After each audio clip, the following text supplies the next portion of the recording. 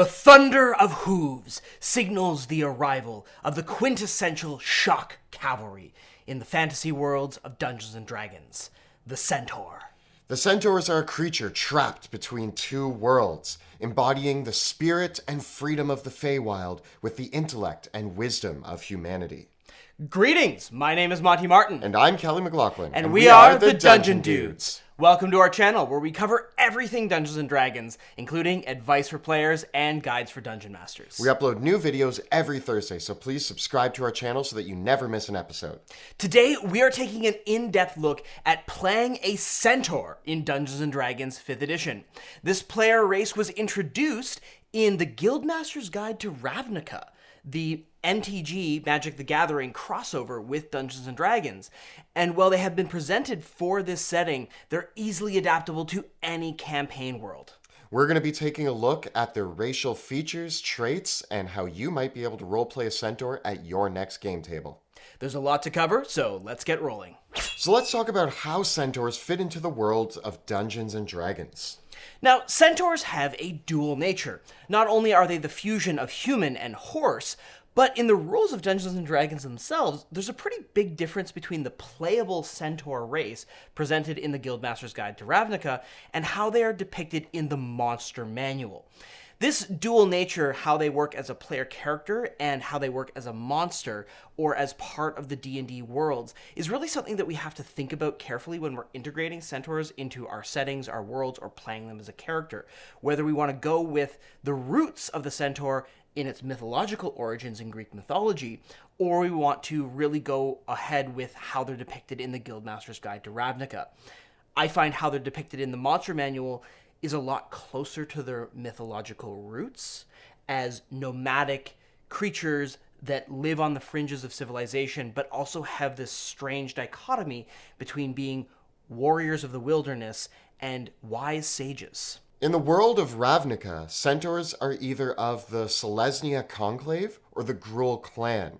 If you play Magic the Gathering, you can look at them as either steering towards a green and white or green and red. In the worlds of Magic the Gathering, green mana is associated with nature, red mana associated with fiery magic, volcanoes, and primal savagery, and white magic is often associated with community and working together and light and life and wisdom. We can see this well represented in the Centaurs in how they're depicted either as nomadic warriors fighting with this primal savagery of nature itself, or in the community building aspect of how they're communal and they embrace nature and they embrace wisdom and kind of exist in serenity with each other. Your Centaur character could embody this conflict or drive towards one element or the other very, very strongly. But either way, they both have that element of green, which is their affinity to nature. Certainly, every Centaur holds in their heart the urge to gallop free across the open plains, really embodying the spirit of wild horses that can take them wherever they want to ride. Now, in the worlds of Ravnica, there's not a lot of open plains, but they will find space to enjoy and run and gallop through ruins or city streets or parks. The dual natures of Centaurs goes right back to their ancient roots in Greek mythology where they originated, and we can find examples in Greek myth of Centaurs acting in violent, savage, and incredibly scary ways, being drawn by their lust and their natural urges to go forth and raid and pillage, but also in examples like perhaps one of the most famous Centaurs of Greek myth, the sage Chiron, who was the tutor of Achilles, depending on which myths you're reading. So we can find inspiration almost anywhere for this duality that is embodied in the Centaur. We can also look to C.S. Lewis for inspiration with his depiction of Centaurs in The Lion, the Witch, and the Wardrobe as being noble warriors and strong allies. So Kelly, Centaurs are pretty unique and out there as a player race. I think they're very morphologically different from most playable races, and I think that that's probably part of the draw to play one as a character. Centaurs are such a unique race to put into the world of Dungeons & Dragons. Half horse, half man, we all grew up reading stories about centaurs, looking into the mythology. They were in children's books and lore, and they're just such a cool thing to imagine putting into your D&D game, running one into battle with hooves trampling over your enemies, and swords and bows slashing and shooting. It's such a cool image. Playing a centaur means you've basically got a built-in mount. You might even be the mount for other player characters in your party. And you can kind of be that naturally born shock cavalry, mounted archer, or explore some really unique archetypes that you really can't get from other player character races. So if you had 2 centaurs in your party, and both of them were like barbarians or fighters, and then you put other like fighters on the back with lances, or a rogue with a bow, or a ranger, you have the cavalry charging into battle with a lot of different attacks going on. That's a really fun image to think of. So all that on the table, let's look at the traits that centaur player characters gain. Well, you gain a +2 to strength and a +1 to wisdom, which can make for some really interesting builds. I agree. I think that strength and wisdom are very complementary ability scores to get boosts to. And when we talk about the classes that we might want to play as a centaur, I think there's a lot of really awesome and strong options. When we look at the size of centaurs, they're pretty big creatures. They're not as big as a real mounted combatant on an actual sized horse. They do have smaller horse bodies, but they do range from about 6 to 7 feet tall, with their horse body spanning about 4 feet. This is one of the things, though, that kind of disappointed me personally about their depiction in the Guildmaster's Guide to Ravnica, is that they are a medium-sized player character race. I understand why this was done. It's to make it easier for you to explore dungeon environments and to get into smaller spaces, and I think that there's some concern about having a large-sized playable character race. That said, I think if I was having a centaur character, I would want to be big and want to be that large character. And if I had a player that came to me as a DM that wanted to play a centaur, I would almost certainly allow them to be large sized. I don't think it's going to be a huge problem given the other traits of the centaurs. Now, with them having that horse body, their speed is going to be a little bit better than most of the other playable characters. You get a speed of 40 feet right off the bat. Yeah, I think the only other race in Dungeons & Dragons that has a higher speed than this would be the Aarakocra with their flying speed. So you can really zip around, and it immediately makes me think of choosing character classes that are going to stack on top of that to get an even faster character. What's also great about this is it does give you that extra edge for people to maybe want to use you as a mount in battle, because if you're going from point A to point B or riding around the battlefield, you're going to be a little bit faster than the rest of the party. Now, interestingly as well for the centaurs, their creature type is fey as opposed to humanoid or monstrosity, which is what they're classified as in the monster manual. This has some very interesting gameplay ramifications because it means that certain spells like Charm Person or Hold Person, or spells that specifically target humanoids, don't work on you because you're a fey creature. So you get some extra hidden immunities to some common spells by virtue of your creature type. What a great hidden little attribute. Nowhere in there does it specify, oh, by the way, you're going to be immune to these spells. But yeah, the subtext there is that you actually have a lot of little fun bonuses by being a fey creature instead of a humanoid.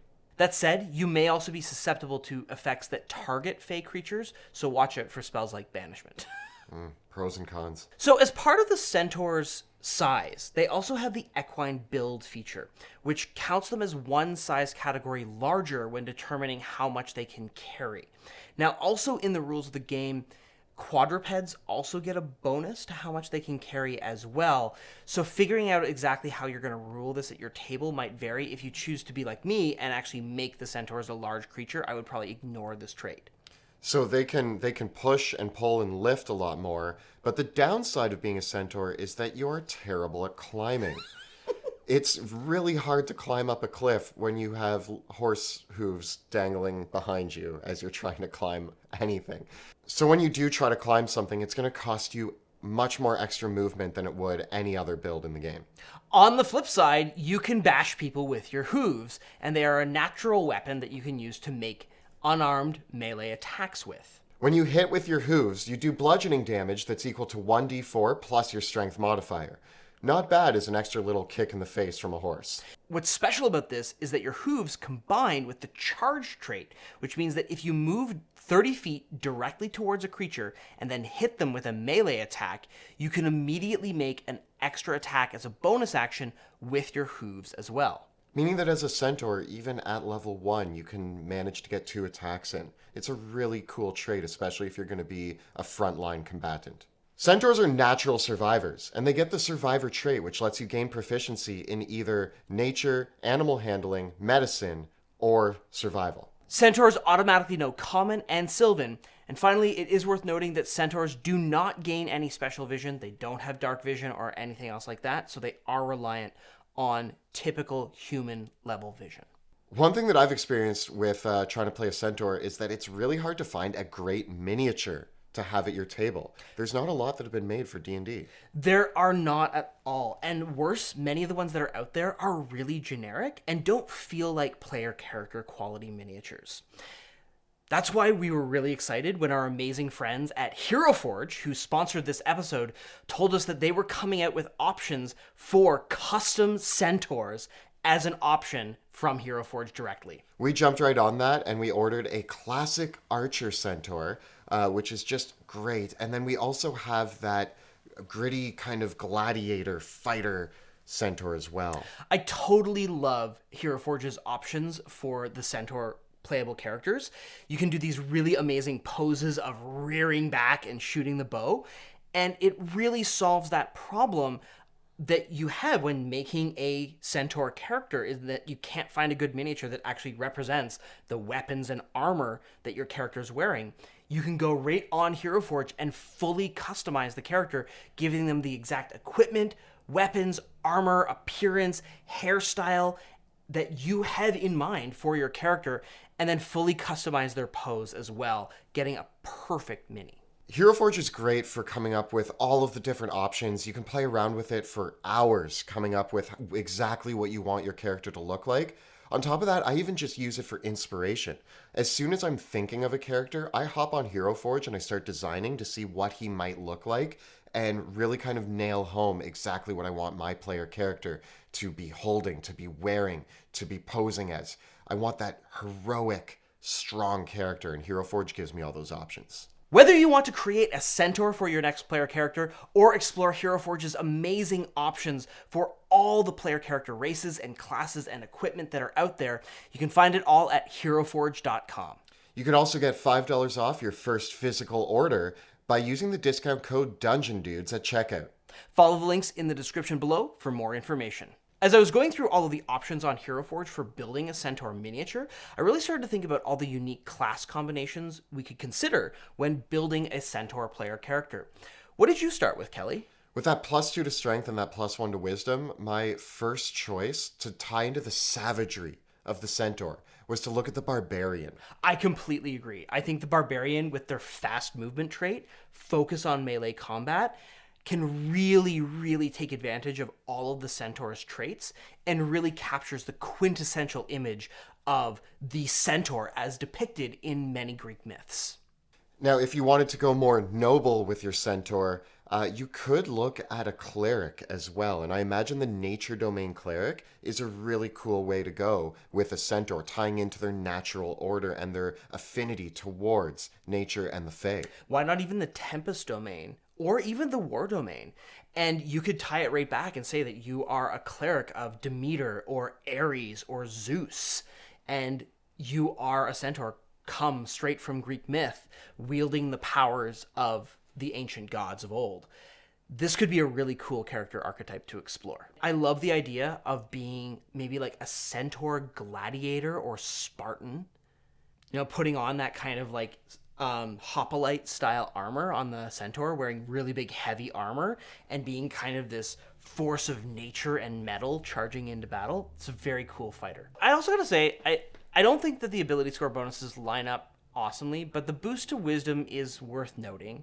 And I do think that a centaur druid has a lot of great role-playing opportunities, and a centaur ranger or archer would be a lot of fun to play. To be that natural horse archer and really go for running circles around your foes, keeping them at distance and peppering them with arrows. Maybe if I was doing the ranger and wanted to focus on ranged attacks, I might focus on thrown weapons. That's a great point because the ranger and the druid really lend themselves well from a role-playing perspective to what we imagine the centaur to be. With their affinity to nature, I really like centaurs having a bow or a ranged weapon because that's how I've seen them depicted so many times. But the strength and wisdom don't really lend themselves well to that. But if they had javelins that they could throw, that's a really cool concept, and I think it still speaks to the centaur. Yeah, on the other hand, I have my doubts about playing a centaur as a rogue. I don't really see a half human, half horse being very stealthy at all. Clippity clop, clippity clop. Yeah. And I think that a centaur probably doesn't really line up well with a wizard or a warlock or a sorcerer. Although I could see a centaur bard being really cool. A centaur coming in with like their loot. I Yeah, can see that. yeah. It is strange that centaurs are magical beings and they embody a magical essence, but at the same time, I never have envisioned them as slinging spells. Yeah, I think centaurs are magical creatures, but I think that their magic is subtle, and I think the role playing of a centaur really goes nicely with the type of magic that you see from a druid or a cleric.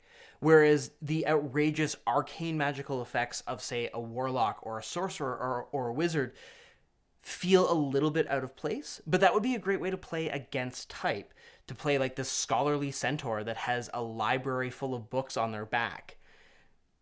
Might be a kind of cool mental image. I mean, even when we say something's not going to work, there's people out there who will Yeah. make it work and it will be a lot of fun. Yeah. You know what else might work as well? A centaur monk. You could build a strength-based centaur monk. I mean, you have extra limbs. The only issue with this is that the monk's unarmed strike abilities basically override your natural traits. So you don't get the benefit of your hooves or your charge feature because the monk's martial arts features are already giving you better benefits anyways. But on the flip side, you're going to be really, really fast. Also, just imagine a centaur being able to run straight up a wall. That breaks my brain. I really like the idea of playing a life domain cleric that is a healer and is going out trying to cure a plague. I'm going to call them the centaur for disease control. No matter what you do with the centaur, you got to take the mobile feat. Oh yeah, Yeah. that's dirty. It is, because one of the cool things that you can do with it is A, now your speed is up to 50 feet. But B, you also can now move away from your foes after you attack them on your turn because of the benefit of mobile. So whether you're playing as a strength-based gladiator or a light skirmisher, you really get to do that hit and run style play by taking the mobile feat with your centaur, because this allows you to charge in, get the benefit of the charge feat, get the hoof attack in, and then run back out.